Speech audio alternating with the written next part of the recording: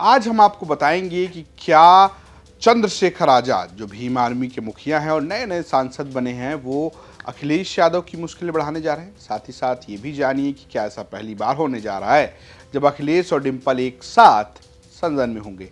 और ये भी जानिए कि क्या राजा भैया 2027 में पाला बदलेंगे या जिस तरीके से 2024 में वो समाजवादी पार्टी का साथ देते नजर आए वैसे ही देते नजर आएंगे। नमस्कार, मैं हरजीत सिंह और आप देख रहे हैं आज का यूपी। सबसे पहले बात कर लेते हैं चंद्रशेखर आजाद की। जी हां, चंद्रशेखर आजाद इस वक्त खूब चर्चा में है। भीम आर्मी के मुखिया और आजाद समाज पार्टी के अध्यक्ष चंद्रशेखर आजाद नगीना से चुनाव जीतकर संसद पहुंचे। 1.5 लाख का मार्जिन रहा, एक बड़ी जीत हासिल की उन्होंने नगीना से। और माना ही जा रहा है कि नगीना से वो जीतकर उत्तर प्रदेश में जो एक वैक्यूम क्रिएट हुआ है पॉलिटिक्स में तीसरे फ्रंट का, या कहिए कि दलित पॉलिटिक्स को लेकर भी ये बात चर्चा की जा रही है, उसको वो भर सकते हैं। और चंद्रशेखर आजाद इसका इशारा भी कर रहे हैं। इस जीत से चंद्रशेखर उत्साहित नजर आ रहे हैं। हाल फिलहाल में उन्होंने बीबीसी से बातचीत के दौरान ये भी कहा कि अगर वो तमाम सीटों पर चुनाव लड़ते, यानी कि जहां वो नहीं लड़े, उन्होंने कहा कि वो सिर्फ 2 सीटों पर चुनाव लड़े। एक सीट जो है वो नगीना जहां से वो जीत कर आए, और उनकी पार्टी दूसरी सीट डुमरियागंज जहां उन्होंने कहा कि 80,000 वोट मिले। उन्होंने कहा कि अगर हम सारी सीटों पर चुनाव लड़ते तो इंडिया गठबंधन को नुकसान होता। दरअसल चंद्रशेखर आजाद ना तो इंडिया गठबंधन में थे, ना वो एनडीए गठबंधन में थे। भारतीय जनता पार्टी के खिलाफ संविधान की बात को लेकर लगातार चंद्रशेखर आजाद मुखर रहे हैं, लेकिन बड़ा सवाल यह है कि जब आज के समय में गठबंधन की सरकार है तो चंद्रशेखर आजाद किसका साथ देंगे। कांग्रेस के तनुज पुनिया जो सांसद हैं वो ये कह चुके हैं कि ऑफर है उनको, भाई वो संविधान बचाने वाले हैं, अगर वो आएंगे तो हम जरूर उनका स्वागत करेंगे। ये एक बयान कांग्रेस की तरफ से दिया गया। लेकिन क्या चंद्रशेखर आजाद अभी गठबंधन का कहिए या कहिए अखिलेश यादव की मुश्किलें बढ़ाने वाले हैं?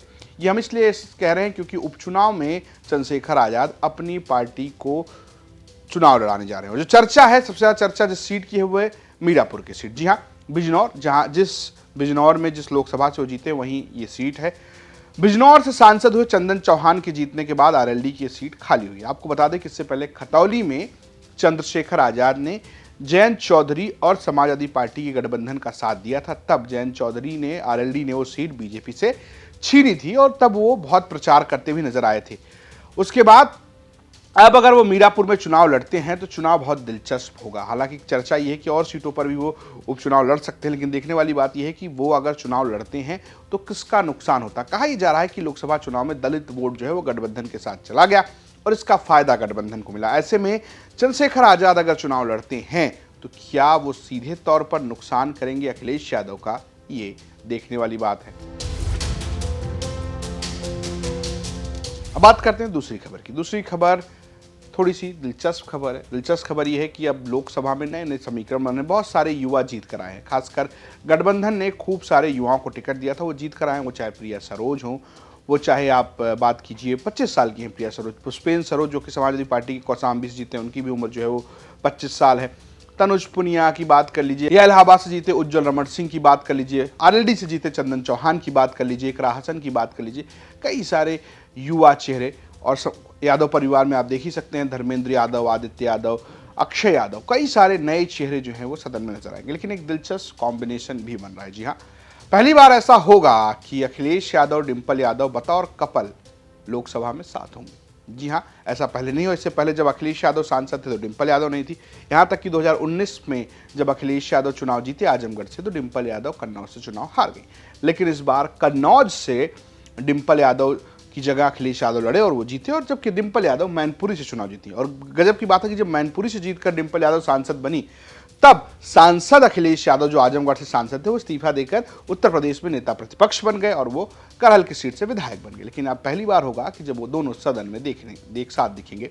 हालांकि इससे पहले धर्मेंद्र और हेमा मालिनी भी ऐसे रहे हैं जो बतौर कपल सदन में साथ नजर आए। लेकिन बड़ी बात यह है कि अखिलेश यादव के बगल में बैठेगा कौन, और बड़ी चर्चा है अवधेश प्रसाद की जो विधानसभा में भी उनके बगल में बैठते रहे हैं। और चर्चा इस बात की भी है कि अखिलेश यादव जब ये सीट छोड़कर जा रहे हैं तो नेता प्रतिपक्ष कौन बनेगा, इस पर भी बड़ा सवाल है, क्योंकि कई सारे दावेदार हैं, शिवपाल यादव, ओम प्रकाश सिंह, जी सरोज।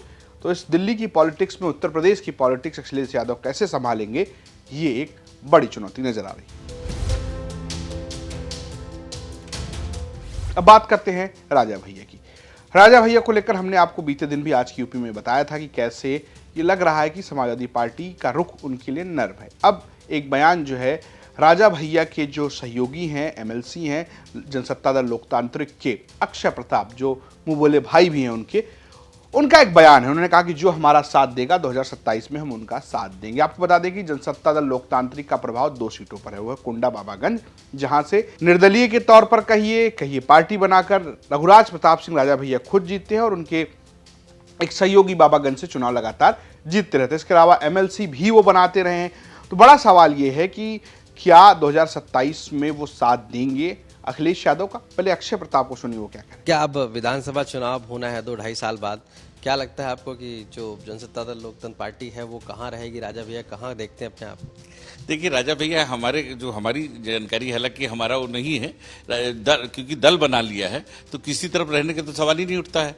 वो तो अलग बात है, बाद में गठबंधन हो, क्या हो, किसी से हो ना हो, तो चुनाव तो हम पूरे प्रदेश में लड़ेंगे, जहां तक हमें जानकारी है। तो आपने सुना अक्षय प्रताप का बयान, तो आपने सुना 2027 में किसका साथ देंगे। तो क्या अखिलेश यादव उनका साथ देंगे? क्या कोई एमएलसी के चुनाव में होगा? बड़े समीकरण है, बड़े लंबे चुनाव है। हालांकि दिलचस्प बात यह है कि रघुराज प्रताप सिंह राजा भैया ने, उनकी पार्टी ने ऐलान नहीं किया था, उनके कार्यकर्ताओं ने सपा का साथ दिया प्रतापगढ़ और कौशाम्बी की सीट पर। लेकिन चुनाव के आखिरी समय में रघुराज प्रताप सिंह राजा भैया जो हैं वो बीजेपी के सांसद और प्रत्याशी निशिकांत दुबे के समर्थन में प्रचार करते नजर आए, जो कि झारखंड की एक सीट से चुनाव लड़ते हैं। और उन्होंने कहा कि सरकार तो नरेंद्र मोदी की ही बनने जा रही है। तो बड़ा सवाल यह है कि वो किस तरफ खड़े होंगे या फिर वो इसी तरीके से रहेंगे। हालांकि इस बार वो किधर भी नहीं रही, उसका उनको नुकसान भी हुआ, गठबंधन में नहीं थे, उनके पास कोई सीट नहीं थी।